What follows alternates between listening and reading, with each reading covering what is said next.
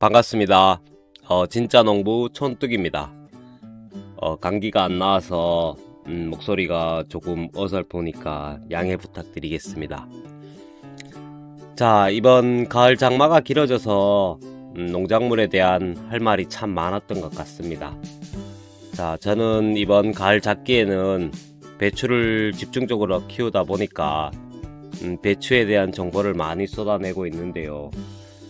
자, 오늘 말씀드릴 내용은 지금이 아니더라도 지속되는 장마가 이어지는 상황이 오거나 아니면은 배추 외에 다른 농작물에도 적용시킬 수 있는 정보가 될 것 같아서 영상을 준비해 봤습니다. 서론이 길어지면 지루해지니까 거두절미하고 바로 본론으로 들어가 볼게요. 자, 지금 긴 장마가 이어지고 난 뒤에 배추 상태를 보면 무름병은 둘째치고 지금 상태가 괜찮은 배추들도 뿌리 상태가 말도 못할 만큼 많이 망가진 상태가 되어 버렸을 거예요. 자, 일명 웃자람이라고 하죠. 자, 또 다음 주부턴 기온이 많이 떨어져서 엎친 데 덮친 격으로 이제는 결국까지 걱정을 해야 됩니다. 자, 그동안 장마 때문에 고생한 배추에게 이제 급하게 영양분을 공급한다고 내일부터 땅에 비료를 넣어 주시는 분들이 계실 거예요. 그 NK 비료를 많이 사용한다는 전제하에 이제 말씀을 드려볼게요. 자, 현 시점에서 비료를 땅에 뿌린다. 자, 조금 과장되게 표현하면 배추에게 죽으라고 하는 것과 같다고 봐요. 자, 방금 전에도 말씀드렸지만 장마가 너무나 길었습니다. 그래서 배추의 뿌리가 제 기능을 못하는 상태예요. 이건 다른 작물들도 마찬가지일 텐데요. 자, 이미 물을 잔뜩 먹은 토양에서 식물의 뿌리는 산소가 부족한 상태가 되어버려요. 그래서 스트레스를 기준치 이상으로 이미 받아버린 상태거든요. 자, 이렇게 약해진 뿌리에 비료를 냅다 줘버리면 토양 속의 염분 농도가 갑자기 확 높아져 버려요.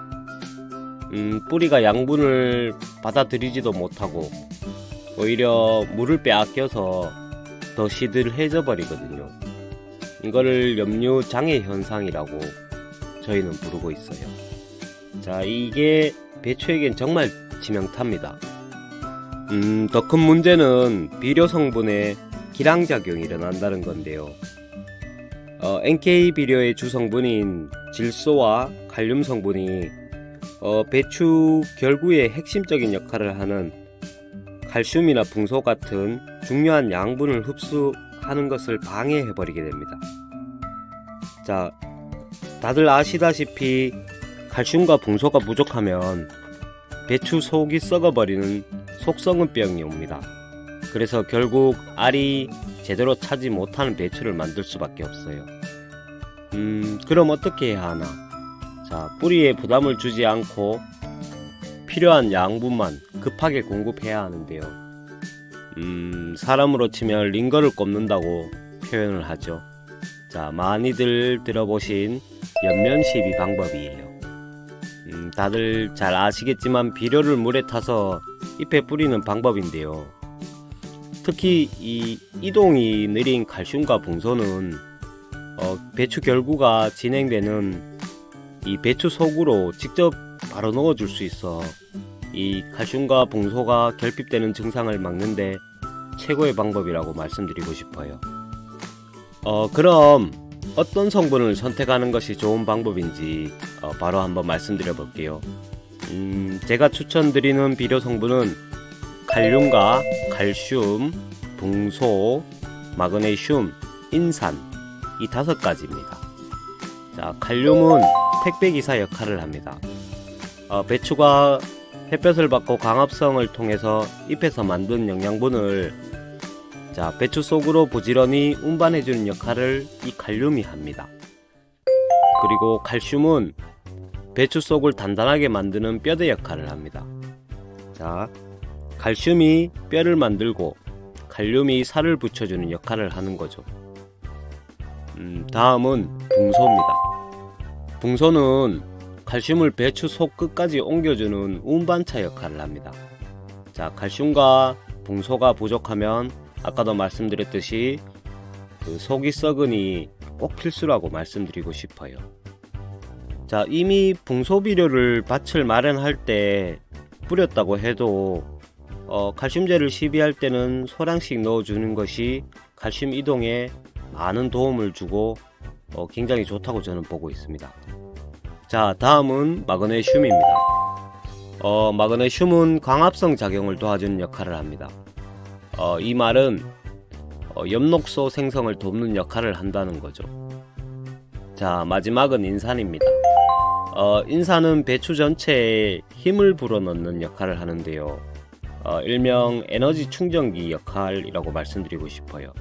그리고 약해진 뿌리 재생에 도움을 주는 것이 바로 이 인산 성분입니다. 자, 이렇게 5가지를 줄 때 주의해야 될 게 이걸 한 번에 물에 희석해서 뿌려주면 또 기량작용 때문에 배추가 아무런 성분도 흡수를 못하게 됩니다.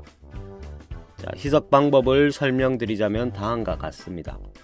우선 인산, 칼륨, 마그네슘을 물 20리터 기준에 각각 30에서 50g 양으로 희석해서 1차 연면 시비를 해줍니다. 이때 아미노산제를 약간 섞어도 좋아요. 자, 그리고 3에서 5일 정도 지난 뒤에 칼슘과 붕소를 섞어서 희석해주는 방법인데, 이때도 물 20리터 기준에 칼슘을 30에서 60g, 붕소도 30에서 60g 정도 희석해서 연면 시비를 해주는 것이 좋습니다. 이때 흡수를 조금 도와주는 전착제를 혼용해도 좋은 방법입니다. 자, 날씨 예보를 보니까 당분간은 비 예보가 없네요. 말씀드린 내용을 한 번씩만 시행한 뒤에 그 다음에 토양에 비료를 줘도 저는 늦지 않다고 그동안의 경험을 토대로 감히 말씀드려 보고 싶어요. 비료 분야는 너무나 복잡하고 길어서 최대한 짧게 정보를 전달하고 싶은 마음에 좀 별나게 굴었던 게 아닌지 괜시리 걱정되는 게 사실입니다. 자, 영상을 시청해 주시는 어떤 분께는 이미 알고 있는 정보가 될 거고, 또 어떤 분께는 유익한 정보가 되지 않을까 하는 생각에 오늘 영상을 조금 급하게 준비해 봤습니다. 자, 10년 동안 직접 배추를 재배해 오면서 농사는 할수록 진짜 복잡하고 어렵다는 게 많이 느껴져요.